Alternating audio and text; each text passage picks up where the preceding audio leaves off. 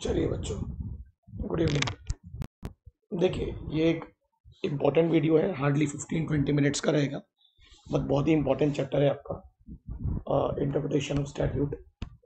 उसके कुछ रूल्स है जो मैं आप लोगों को बताने वाला हूँ, जो आपको बहुत मदद आएंगे एग्जाम में अटेम्प्ट करने के लिए, अगर आपको ये क्वेश्चन आते हैं। देखिए, इंटरप्रिटेशन का मतलब तो आपको पता है कि जब कोई भी लॉ मेकर जब कोई भी कानून बनाता है, तो इंटरप्रिटेशन का मतलब होता है हम उसके पीछे के ट्रू इंटेंशन को जानना चाहते हैं कि उस कानून को बनाने के पीछे कारण क्या था, उनका इंटेंशन क्या था, क्या जस्टिस इंटेंशन था या पनिशमेंट इंटेंशन था। वो हमारे लिए जानना बहुत ज़्यादा ज़रूरी है। ठीक है, या कॉम्प्लेक्सिटी इंटेंशन थी कि सिंप्लिसिटी इंटेंशन थी। अब कई बार क्या होता है, लॉ की जो लैंग्वेज है वो डिफिकल्ट होती है आपको समझने के लिए, तो उस लैंग्वेज को समझने के लिए, कभी कभी इंटेंशन को समझने के लिए हमें बहुत सारे रूल्स फॉलो करने पड़ते हैं, जो हम इम्प्लाइडली फॉलो कर जाते हैं। कई बार हम एक्सप्रेसली फॉलो करते हैं, कई बार हम इम्प्लाइडली फॉलो कर जाते हैं। ठीक है, तो हम सबसे पहले उन्हीं रूल्स को पढ़ने वाले हैं। सबसे पहले हम लोग पढ़ेंगे, दो रूल्स होते हैं, प्राइमरी और सेकेंडरी रूल्स। ठीक है, लॉ की लैंग्वेज या लॉ के इंटेंशंस को समझने के लिए एक आम आदमी के लिए, ऐसे आम आदमी ये रूल्स भी एक आम आदमी के लिए भी ये रूल्स को इम्प्लीमेंट करना डिफिकल्ट है, बट फिर भी एक आम आदमी इन रूल्स को इम्प्लीमेंट करके लॉ के इंटेंशंस को, लॉ लेजिस्लेचर की लैंग्वेज को समझ सकता है। सबसे पहले रूल्स है प्राइमरी रूल्स। इसमें हम लोग 5 रूल्स पढ़ने वाले हैं, बहुत ही इंपॉर्टेंट आपके एग्जामिनेशन पर्सपेक्टिव से। सबसे पहला रूल है लिटरल कंस्ट्रक्शन। कंस्ट्रक्शन का मतलब होता है कंक्लूजन।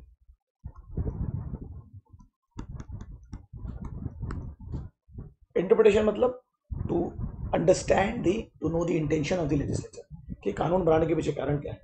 जब आपको कानून बनाने के पीछे कारण पता चल गया, that is a construction. Conclusion है ना, आप एक कंक्लूजन पे आ गए। लिटरल का एक बेसिक मीनिंग आप लिख सकते हैं, जैसा है वैसा, जैसा है वैसा ही रखो, है ना। जैसे लॉ की लैंग्वेज, या लॉ क्लियर है, क्या कहना चाह रहा है, एम्बिगस नहीं है, अनक्लियर नहीं है। आप पढ़ने के बाद आपको समझ में आ रहा है कि भाई 18 साल से कम के व्यक्ति को माइनर कहते हैं, क्लियर है, उसमें कोई आर्गुमेंट की बात ही नहीं है। तो फिर जो लॉ बोल रहा है उसे सच मान लो, अपना दिमाग दौड़ाने की जरूरत नहीं है। सिंपल लॉ को कॉम्प्लिकेट ना करें। जो लिटरल जनरल जैसा लॉ बोल रहा है वैसे उसे एक्सेप्ट कर लो, अगर कोई कंफ्यूजन नहीं लिखा है। दो तरीके से होता है, उस वर्ड के, उस प्रोविजन के बेसिक एक्सप्रेशन को समझो, है ना, इंटेंशन कि वो क्या कहना चाहता है, और जो ग्रामर दिया है उसे वैसे ही एक्सेप्ट करो जैसे दी। जैसे for example, just try to understand. अगर लिखा है, कंपनी में ऐसा लिखा है कि कंपनी में जो बोर्ड मीटिंग होती है उसमें जो रेजोल्यूशन पास होती है, अगर कंपनी को लगता है तो वो उसे आरओसी को फाइल कर सकते हैं, और सिर्फ मे ही लिखा है, उसके आगे कुछ नहीं लिखा। तो क्या बोल रहा है लॉ, अगर मैंने मे के आगे कोई कंपल्शन नहीं दिया है, कोई पेनल्टी नहीं दी है, तो मे को आप मे ही लेंगे, कुछ और अपना दिमाग दौड़ाने की जरूरत नहीं। उस ग्रामर को आप वही समझेंगे जो उसमें लिखा है। समझ में आ रहा है ना, बेसिक एक्सप्रेशन के साथ जाएंगे, जो लिखा है उसे सच मान के आगे बढ़ना है, अपना दिमाग नहीं दौड़ाना है, अपना दिमाग नहीं दौड़ाना है। बराबर है?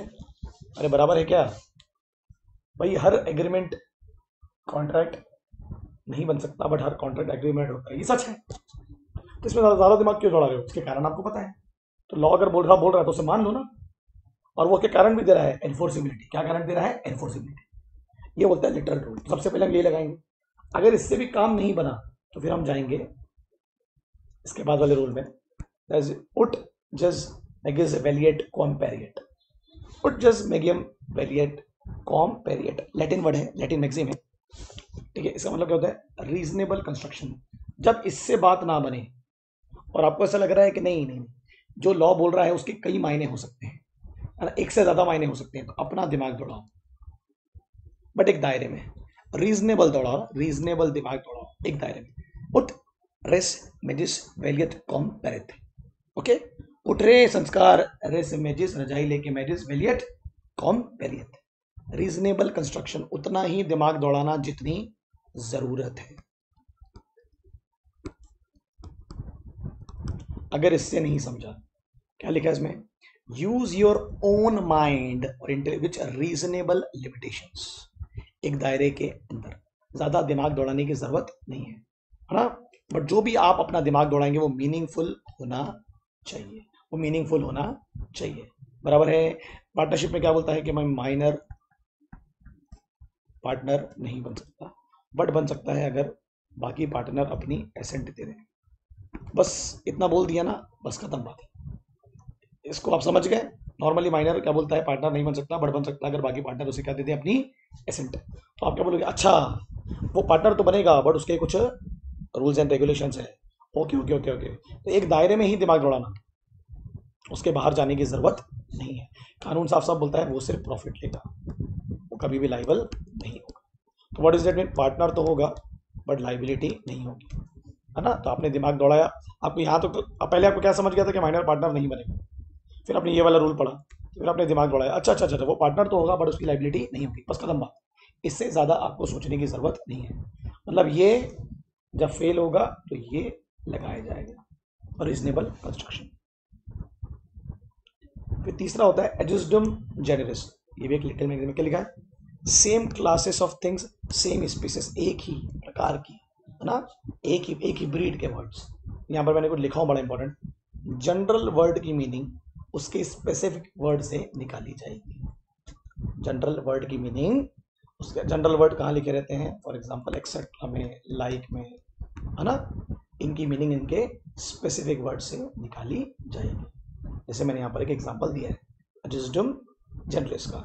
अगर एक्ट में लिखा है, मोटर व्हीकल एक्ट में लिखा है ट्रक, कार, बाइक और एक्सेट्रा, तो मतलब क्या है, आगे भी वही गाड़ियों के या वही ऑटोमोबाइल के नाम आएंगे जो रोड पे चलती है। तो मतलब मैंने उस जनरल वर्ड को जो काय में है एक्सेट्रा में, उसकी मीनिंग कैसे निकाला मैंने, स्पेसिफिक वर्ड्स।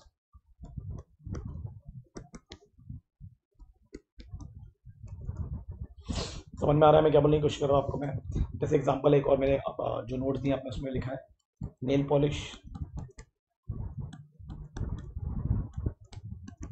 पाउडर, क्रीम, ये जो लिखा हो मैंने, इसके आगे मैंने लिख दिया एक्सेट्रा। क्या लग रहा है आपको, ये जितने भी स्पेसिफिक वर्ड है इसके आगे और कौन से वर्ड आएंगे, सर वही कॉस्मेटिक आएंगे जो आप अपने चेहरे पर, अपने हाथ पैरों पर लगा रहे हैं, जो आप अपने चेहरे पर और हाथ पैरों पर लगा रहे हैं, उसमें वही जनरल वर्ड लिए जाएंगे। तो इसमें लिपस्टिक आ सकता है, यस सर,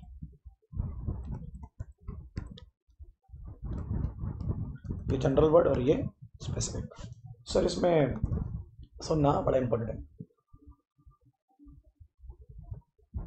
बूट पॉलिश आएगी क्या सर? नहीं नहीं, वो कैसे आएगी, सो कॉस्मेटिक से कोई लेना देना नहीं, वो तो हम जूते पे लगाते हैं, शूज़ पे, तो एक्सेट्रा में हम इसको इंक्लूड नहीं करेंगे। ठीक है, क्लियर है, समझ में आ रहा है क्या बोल रहा हूँ आपको मैं? अरे समझ में आ रहा है क्या आप समझ पा रहे हैं इस बात को? जनरल वर्ड की मीनिंग स्पेसिफिक वर्ड से निकाली जाएगी, जनरल वर्ड की मीनिंग स्पेसिफिक वर्ड से निकाली जाएगी, है ना। जैसे हमने, सरकार ने अपने जीएसटी में फॉर एग्जांपल वेजिटेबल की डेफिनेशन दी कि भाई टैक्स लगाना है वेजिटेबल, है ना, टैक्स के लिए। तो उन्होंने कुछ वर्ड के नाम लिखे, जैसे एप्पल, ऑरेंज, एग्जांपल दे रहा हूँ आपको मैं, फिर समझाने के लिए बता रहा हूँ, बनाना, और बोला ये सब जो है ये फ्रूट की डेफिनेशन में आएंगे, वेजिटेबल की नहीं। वेजिटेबल मतलब जो हम पर्पसिवली अपना पेट भरने के लिए, मतलब जब हम हंग्री रहते हैं, प्रॉपर फूड की तरह खाया जाता है। अब मुझे को बताओ, अगर मैं इसके आगे एक्सेट्रा लिख दूँ तो आप इसके आगे क्या रोटी लोगे, क्या चावल लोगे? नहीं नहीं नहीं नहीं सर, इसके आगे हम क्या लेंगे, बोलो ना बोलो ना बोलो ना बोलो ना बोलो ना बोलो ना, इसके आगे हम फ्रूट के नाम ही लेंगे। स्ट्रॉबेरी ले सकते हैं सर, ले सकते हैं, अनार ले सकते हैं, हाँ सर ले सकते हैं। आप समझ रहे हो, जो जनरल वर्ड थे उनकी मीनिंग उनके स्पेसिफिक वर्ड से ही ली गई। नेक्स्ट है रूल ऑफ हार्मोनियस कंस्ट्रक्शन, बहुत इंपॉर्टेंट रूल है, चौथा रूल है। जब कोई भी एक्ट पास होता है वो एज अ पूरा एक्ट पास होता है, अलग अलग पार्ट्स में नहीं। मतलब जब एक एक्ट बनाया जाता है तो उसका ऑब्जेक्ट एक ही होता है, मतलब भले आप अलग अलग क्या बनाते हो, provision, clauses, section, sub section, but सबका मतलब तो एक ही होता है, ऑब्जेक्ट तो एक ही है, लॉ को सक्सेसफुल बनाना, लॉ को सक्सेसफुली इम्प्लीमेंट करना। क्या लिखा है? हार्मनी, एक साथ लाना, rule of harmonious construction, two or more provisions of the same statute if they contradict each other. अगर वो एक दूसरे को कॉन्ट्रडिक्ट कर रहे हैं तो हम उस प्रोविजन को चूज करेंगे जो स्टैट्यूट के ऑब्जेक्ट के साथ हार्मनी में है, जो उसको कॉन्ट्रडिक्ट नहीं कर रहा है। जैसे कॉन्स्टिट्यूशन का एग्जांपल ले लेते हैं। कॉन्स्टिट्यूशन में एक आर्टिकल बोलता है कि आप कॉन्स्टिट्यूशन को अमेंड कर सकते हैं, आप कॉन्स्टिट्यूशन को अमेंड मतलब आप पूरा कॉन्स्टिट्यूशन चेंज कर दो, कोई दिक्कत नहीं है ना। एक आर्टिकल क्या बोलता है? यू कैन चेंज कॉन्स्टिट्यूशन, ये एक प्रोविजन हो गया। दूसरा क्या बोलता है ना, कि आप कॉन्स्टिट्यूशन को नहीं छेड़ सकते, अमेंड नहीं कर सकते। तो आप पहले बोल रहे हो नहीं कर सकते, फिर बोल रहे हो कर सकते हो। तो वो करने वाला क्या बोल रहा है? आप करो, पूरे कॉन्स्टिट्यूशन को भी चेंज कर दो, मगर आप उसके प्रियम्बल से छेड़छाड़ मत करना, जो उसका ऑब्जेक्टिव है।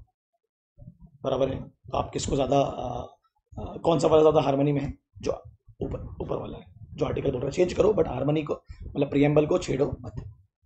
तो क्या लिखा हुआ है? जो अदर वन है, जो दूसरा वाला है, वो अपनी एसेंस को लूज कर देगा, उसकी वैल्यू क्या हो जाएगी? कम, वैल्यू विल लूज। समझ में आ रहा है? जैसे यहाँ माइनर वाला एग्जांपल दिया था मैंने, क्या बोला? माइनर मेंबर नहीं बन सकता पार्टनरशिप में, फिर कॉन्ट्रडिक्ट करता है, बन सकता है बट पार्टनर के एसेंस से, मतलब ये वाला जो रूल था इसकी एसेंस लूज हो गई, और ये पार्टनरशिप एक्ट में ज्यादा मायने रख दिया, है ना। आप देखा है तो कॉन्ट्रडिक्टरी थे दोनों, उससे पार्टनरशिप का ऑब्जेक्टिव भी हो गया कि भाई माइनर भी पार्टनर बन सकता है। ठीक है। Last but the most important, आप इसको सबसे लास्ट में यूज करें अगर किसी कानून की जानकारी हासिल नहीं हो रही तो सबसे लास्ट में, क्योंकि सबसे डिफिकल्ट है, सबसे अलग है, डिफिकल्ट मतलब सबसे लेंदी है। इसको हम बोलते हैं हेड एंड रूल।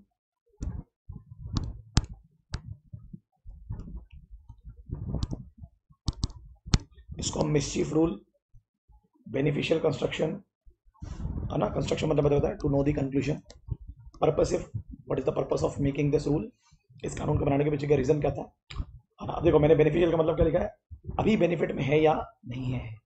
अब देखो सुनो बोलो, ये जितने भी रूल्स हैं ना, ये सब हिस्टोरिकल है, पुराने हैं, बहुत ही पुराने हैं, लाइक 400 500 600 साल पुराने। इसका देखो मतलब क्या है, इस रूल को अब यूज किया, अगर कोई करंट लॉ में अगर कोई प्रोविजन है जो पुराने लॉ से लिया गया है, कहाँ से? पुराने लॉ से, या पुराने लॉ में डाला गया था, है ना।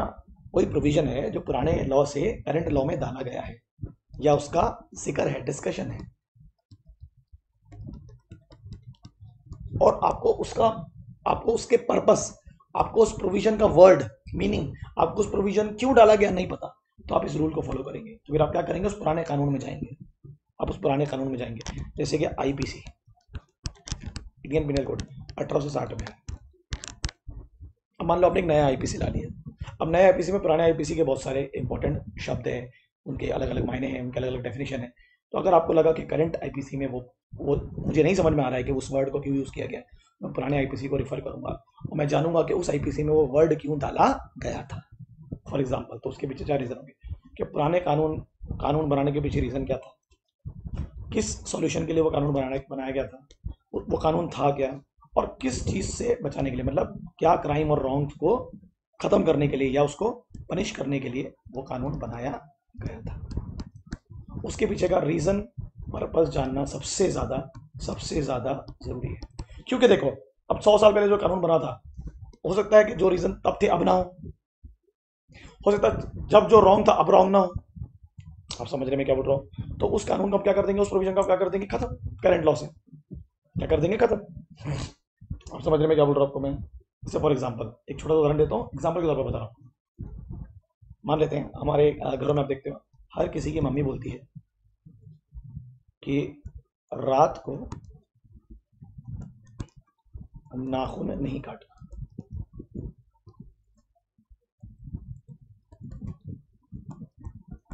सभी के घर में बोलते होंगे। अब सभी के घर में बोल रहे हैं और उसको हम फॉलो कर रहे हैं, तो मतलब एक प्रकार का रूल है, अनरिटन रूल, या एक प्रकार का प्रिंसिपल बन गया है। मेरे ख्याल से सभी के घर में बोलते हैं, है ना। किसने बनाया ये प्रिंसिपल? मदर ने। मदर मतलब कौन? लॉ मेकर, वो तो घर के कानून बनाती।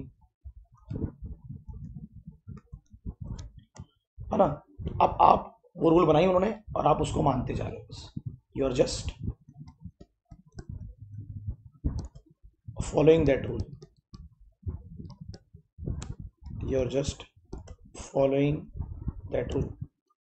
आपको पता तो है वो क्या बोल रही हैं, बट वो क्यों बोल रही हैं वो आपको नहीं पता। वाई, वाई, तो वाई मतलब हमें रीजन जानना होगा, किस गलत काम को पनिश करने के लिए, खत्म करने के लिए बनाया गया, उसके क्या सॉल्यूशन है और कौन सा कानून उस पर बना है, ये हमको जानना जरूरी है। तो इस हिस्ट्री में जाएंगे हम लोग।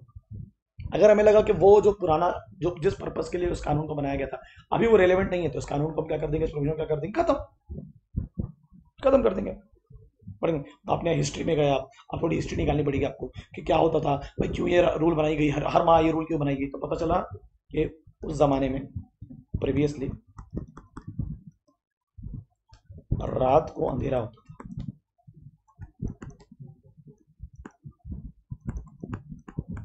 इसलिए नाखून काटने मना किया जाता था। मगर हम क्या बोलते हैं, ये नहीं काटना, मनुष्यत आएगी, it is bad deed, bad deed लेके आएगा, मनुष्यत आती है। आपको लगता है रीजन वैलिड लगता है आज के ज़माने में? अरे भाई पुराने ज़माने में इसलिए नहीं काटते थे क्योंकि रात को अंधेरा होता था, नाखून न कट जाए। मगर अब ये रिलेवेंट नहीं है, तो इस प्रिंसिपल को हम क्या कर सकते हैं, खत्म, क्योंकि इसका पर्पस अभी फुलफिल नहीं होता। तो ये जानने के लिए हमें कहाँ जानना पड़ा, हिस्ट्री में जानना पड़ा ना, पर्पस जानना पड़ा, रेमेडी जाननी पड़ी, रॉन्ग जानना पड़ा। और हमें लग रहा है कि अब वो उतना पर्पसफुल नहीं है, अभी तो वो रॉन्ग होता नहीं है, तो उसे खत्म कर देना चाहिए। समझ में आया क्या बोला मैंने आपको? तो क्या वो अभी बेनिफिट में है या नहीं है, पास्ट लॉ में दिए हुए चीज़ें अगर लगता है तो उसको जानने के लिए आपको पुराना पूरा कानून पढ़ना पड़ेगा, उस कानून के पीछे बनने के कारण पढ़ने पड़ेंगे, हर चीज़ पढ़नी पड़ेगी। राजा महाराजाओं के ज़माने के बनाए हुए कानूनों पे लागू होता है या अंग्रेजों के ज़माने पर। ठीक है, खत्म, फिनिश। ये आपको बहुत काम आएगा रिविजन्स में, बहुत ज़्यादा। ओके, कोई लगेगा और कुछ चीज़ लगेगी तो आप मुझसे पूछ लेंगे, ये आपको लगेगा तो मैं स्क्रीनशॉट इसका भेज देता हूँ। ठीक है, चलो बाय, टाटा, थैंक यू।